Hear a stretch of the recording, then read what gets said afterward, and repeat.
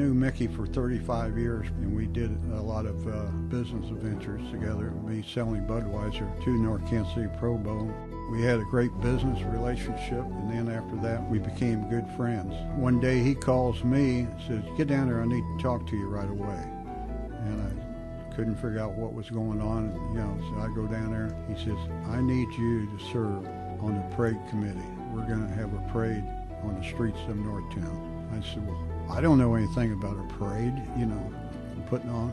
He said, "We'll learn together.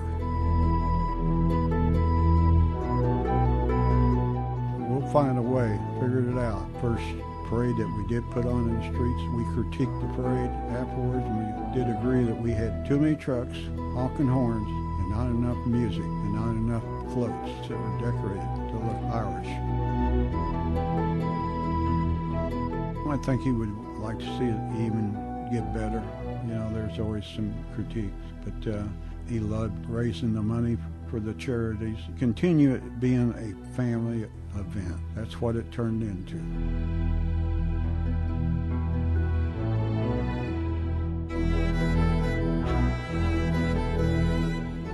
He was just a super gentleman. Mickey and I learned a lot together. We had many discussions, not always on the same page, but when we would finish our conversation, we were still friends, and it was usually a mutual understanding of what we were going to do.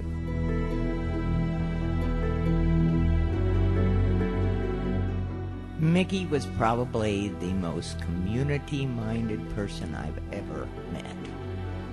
Never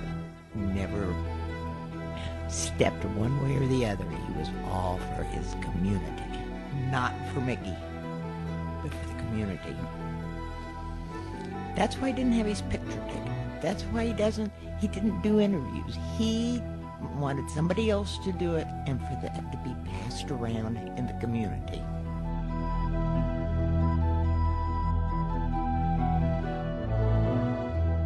He left a legacy that will guide our future, and I believe that. I remember last year, he knew he couldn't walk the distance of the parade, and for some reason he just didn't seem real interested in riding a golf cart. And I said, "Oh, Mickey, Don Stilo has this bright orange motorcycle with a sidecar." And I said, "I talked to Don, and he said you could ride in it." I said, "Would you like that?"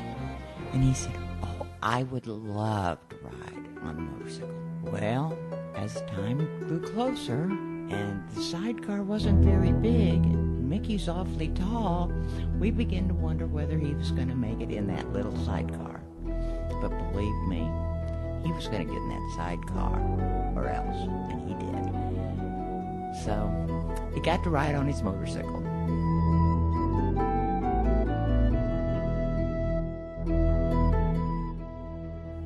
And he left a whale of a legacy that nobody can compare to.